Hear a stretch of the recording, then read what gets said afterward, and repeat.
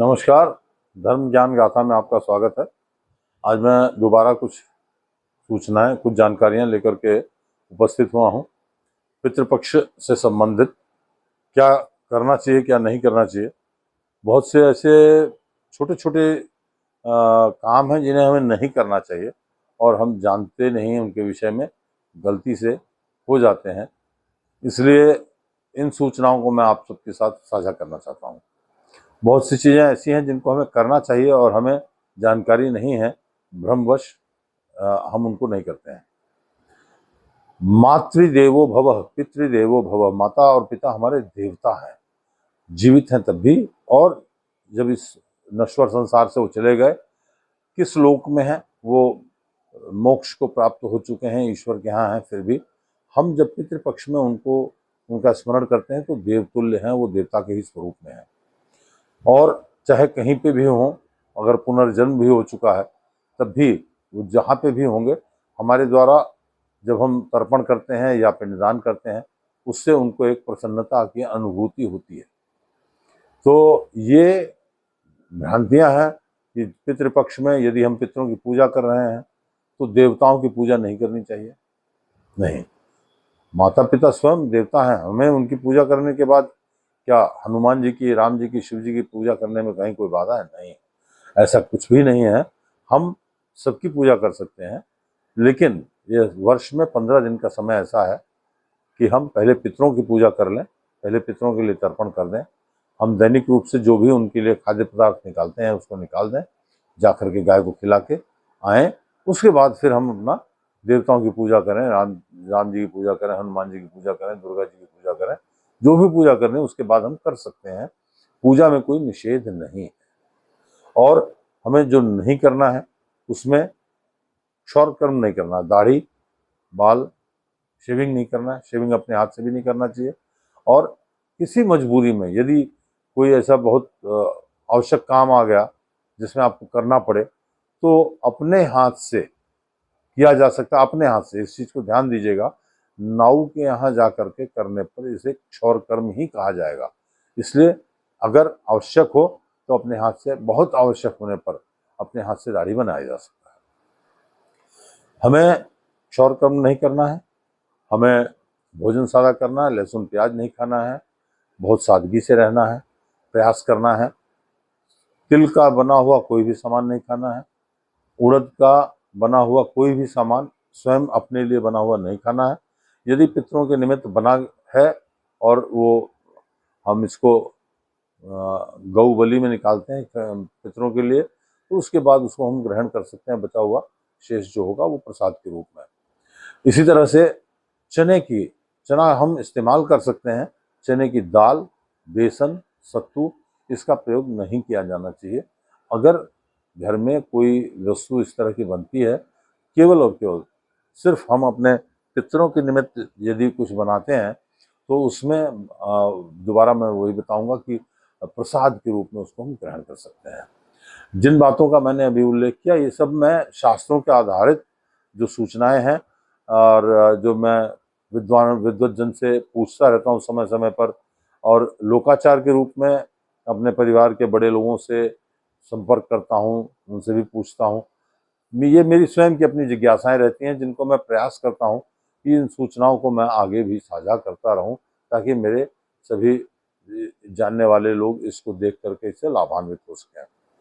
हमें पितृपक्ष के दौरान प्रतिदिन तर्पण तो अवश्य करना चाहिए। तर्पण करने के लिए जल में तिल मिला के, काला तिल मिला करके तर्पण करना चाहिए। मैंने पहले अपने पूर्व वीडियो में कहा था, हाथ में कुश होना चाहिए। कुश की अंगूठी, पवित्री जिसको कहते हैं, उसको धारण करके निश्चित रूप से करना चाहिए। पितरों को जब जल दिया जाता है उस समय में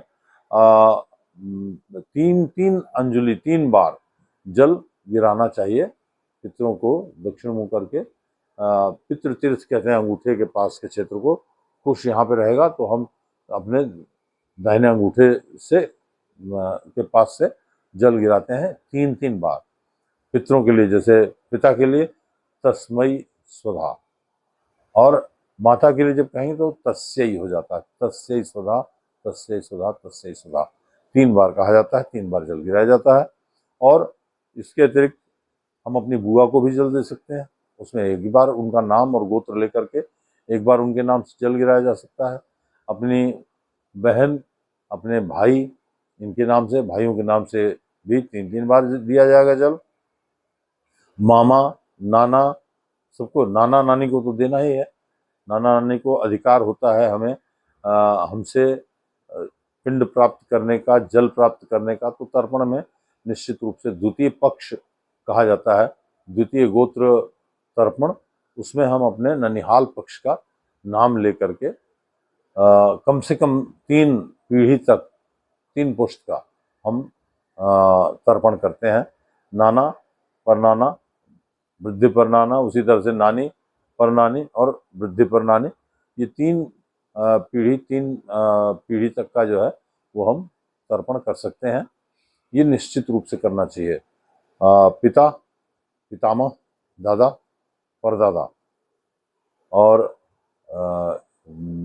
यदि संभव हो तो नाम के साथ, ऐसे ही माता, उसके बाद दादी, परदादी, यदि उसके बाद भी और याद हो तो हम उनके नाम से भी कर सकते हैं।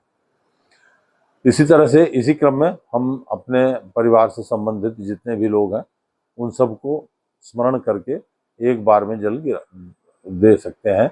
उस तर्पण को, किए हुए जल को बाद में हम गमलों में डाल दें या पेड़ों में डाल दें। तर्पण करके एक बड़े बर्तन में, किसी थाली में या किसी बड़े बर्तन में हम तर्पण करें। उसके बाद फिर उसमें सभी पितरों को प्रणाम करके उस जल को कहीं किसी पेड़ की जड़ में डाल दें या गमलों में डाल दें, जो भी संभव हो। प्रतिदिन तर्पण करना है, ये निश्चित रूप से है।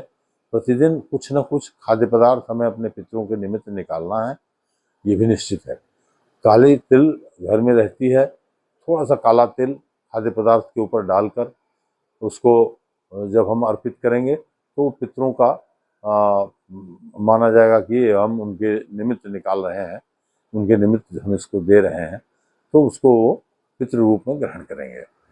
काली तिल का प्रयोग बहुत महत्वपूर्ण है। काली तिल का प्रयोग करके हम अपने पितरों को की शांति के लिए, उनकी तृप्ति के लिए, वो तृप्त होते हैं, प्रसन्न होते हैं।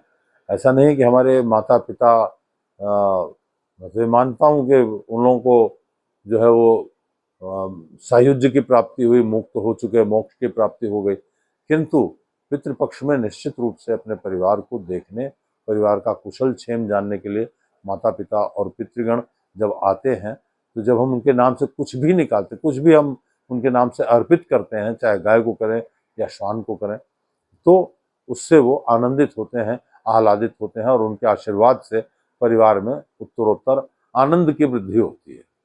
तो इस तरह के प्रयास हम निरंतर करते रहें।